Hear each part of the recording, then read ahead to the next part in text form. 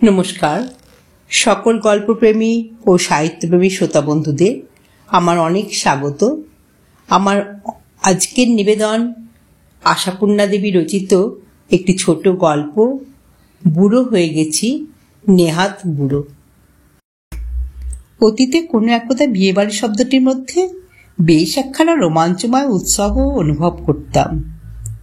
বিয়েবাড়ি মানেই তো সপ্তাহব্যাপী একটা কলহাস্য কল্লোলিত, বাদ প্রতিবাদ মুখরিত, পুলক পরিপূরিত মনোরম পরিবেশ, যে পরিবেশে পরিচিত মুখের বিশাল সমারোহ এবং চিরপরিচিত সব বর্ণ বৈচিত্র্যময় মাঙ্গলিক আচার অনুষ্ঠানের প্রবাহ, যাদের বলা যায় পারিবারিক সংস্কৃতির ধারক বাহক বা কুলাচারের ঐতিহ্যবাহী। এসবের মধ্যে মজাই কি কম ছিল? ছাদনাতলা পূবমুখ হয় না উত্তরমুখ, বরণডালায় 5টা কলা থাকা বিধি না 21টা, এই নিয়ে গেন্ডে মহলে মতভেদের ধুন্দুমারটা ছিল দারুণ উপভোগ্য। এক কথায় তখন বিয়েবাড়িতে আর কিছু থাক না থাক প্রাণ ছিল। এখন আর বিয়েবাড়ি শব্দটায় তেমন উৎসাহ পাই না। সন্দেহ নেই এটা বুড়ো হওয়ার দোষ।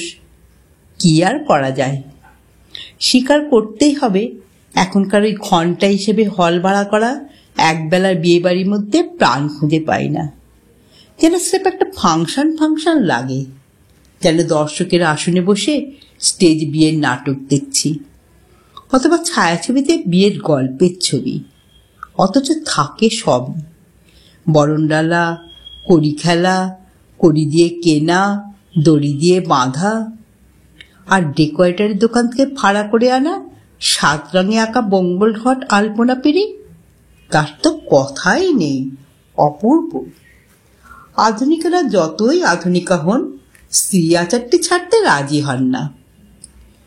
তবু সবই যেন চোখের উপর দিয়ে ভেসে যায়, মনের মধ্যে ঢুকে আসে না। তবে বুড়ো হওয়ার দোষ ছাড়া আর কি বলবো। অতএব এখন বিয়েবাড়ির নেমন্তন্ন রক্ষার দায় বাড়ির কনিষ্ঠদের ঘাড়ে চাপাই। কিন্তু রুনার মেয়ের বিয়েতে আমায় তোড়জোড় করে যেতেই হচ্ছে, কারণ রুনা একখানা জমকালো ঝকমকে কাঠ গছিয়ে দিয়ে চলে যাওয়ার সময় শাসিয়ে দিয়ে গেছে, তার মেয়ের বিয়েতে যদি না যায় সে আর জীবনে কখনো আমার দরজা মারাবে না। যদিও এই শাসানিতে ভয় না পেলেও চলত, কারণ রুনা সবশেষ আমার দরজা মারিয়েছিল আজ থেকে 22 বছর আগে। পরবর্তী দরজা মারানোটা যদি এই অনুপাতে হয়, অবশ্যই তখন আমি এই কাঠামোয় ইহ পৃথিবীতে চড়ে বেড়াবো না। তবু আবদারের শাসানি আনলো শক্ত, অবহেলা করা যায় না। 22 বছর আগে রুনা শেষ যেদিন আমার বাড়িতে এসেছিল, সেটা রুনার নিজের বিয়ের আগের দিন। শুকনো শুকনো মুখে বলেছিল, দেখলেন তো মাসিমা, মা বাবা আর কলকাতার মধ্যে একটা বিয়ে বাড়ি খুঁজে পেল না, বেচারি রুনাকে একেবারে বাংলা ছাড়া করে দিল। সান্ত্বনা দিতে বলেছিলাম, তাতে কি, ব্যাঙ্গালোর তো বেশ ভালো জায়গা।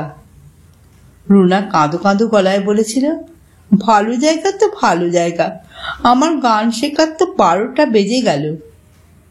রবীন্দ্রসঙ্গীত শিখেছিল মেয়েটা, বড় মিষ্টি সুরেলা গলা ছিল, বড় ভালোবাসতাম মেয়েটাকে। শেষ যেদিন দেখেছিলাম সেদিন আরো কাঁদো কাঁদো।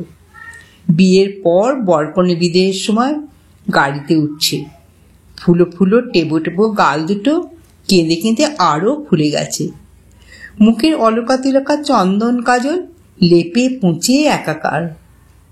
সেই রুনা এলো একেবারে মেয়ের বিয়ের চিঠি হাতে করে। শুনেছিলাম রুনার বরের বদলির চাকরি, কোথায় না কোথায় যেতে হয়, এই পর্যন্তই খবর জানা। একদার পাশের বাড়ির ভাড়াটেদের মেয়ে সারা জীবনের গতিবিধির খবর কে রাখতে পারে? কে পারে সেই তখনকার বড় ভালোবাসার জেট ট্রেন চলতে? রুনা যে সেই জেট ট্রেনে মাসিমা বলে আগ্রহ করে মেয়ের বিয়ের নেমন্তন্ন করতে এসেছে, এটাই বরং আশ্চর্য।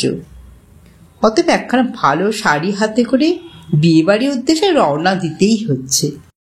বাড়ি খুঁজতে হবে না, ঠিকানা একখানি মার্কা মারা বিয়ে বাড়ি। সারা বছর যত বিয়ের লগ্ন পড়ে সবেতেই এই বিয়ে বাড়ির সর্বাঙ্গে টুনি বাল্বের ঝুড়ি নামে। তাছাড়া বিয়ে মানেই তো মাইক। দূর থেকে শব্দবেদী বান ছুড়ে পথের নিশানা বুঝিয়ে দেয়। না, সানাই রসুন চৌকি আর বড় একটা বসে না। যদি বাজে তো গ্রামোফোন রেকর্ডে। মাইক জুড়ে দিলে গাঁ গাঁ করে ডাক ছাড়বে। রুনার মেয়ের বিয়েতে বিয়ে বাড়ি ঢোকবার আগেই শুনতে পেলাম সেই মাইক অভিমানে আছড়ে আছড়ে তারস্বরে বলে চলেছে, সই ওকে চলে যেতে বল না, ওকে চলে যেতে বল না। গেট সাজিয়েছে চমৎকার। গেটের দুপাশে লতার ঝাড়ের ফাঁকে ফাঁকে আলোর ঝিকিমিকি। কিন্তু প্রবেশকালে একে বিদায় বাণী। যার বুদ্ধিতে এমন অভিনব অভ্যর্থনা, তার কথা ভেবে একটু হাসি পেল। কিন্তু রুনা তো রয়েছে, সেটা সমর্থন করছে। যাক, এই রেকর্ড শত শতবার কারা শোনায় অভ্যস্ত কানকে উদাসীন করে নিয়ে ঢুকে পড়লাম। হ্যাঁ, এখানেও আলোকমালা শোভিত একটি মঞ্চের দৃশ্যই দেখতে পেলাম। টানা লম্বা মঞ্চের একধারে সম্প্রদান দৃশ্য, অন্য ধারে পলাশন। ঈষৎ কোণের দিকে সজ্জিত কলাতলা, ছাদনাতলা অপেক্ষমান। মঞ্চের নিচে দর্শকের আসন। যারা আগে এসেছেন তারা সামনের রোগুড়ে দখল করে নিয়েছেন। বেশ কিছুটা পিছনের সারিতে বসে পড়লাম একটা চেয়ার দখল করে। কিন্তু পিছনে বসার জন্য দুঃখ করবার কিছু নেই। যারা সামনে বসেছেন তারা যে বিশেষ লাভবান হচ্ছেন তা নয়। বিবাহের সুন্দর মন্ত্রগুলি শুনতে পাওয়া না পাওয়ার কোনো প্রশ্ন নেই। এখন মাইক আরো জোরদার করে দেওয়া আছে, আর সে তারস্বরে উচ্চারণ করে যাচ্ছে, ওকে চলে যেতে বল না, ওকে চলে যেতে বল না। বিয়েবাড়ির প্রধান আকর্ষণ চেনা মুখ, প্রধান আহ্লাদ, হাসি গল্প এবং পরস্পরের কুশল বার্তা আর তত্ত্বতল্লার সিনেমা।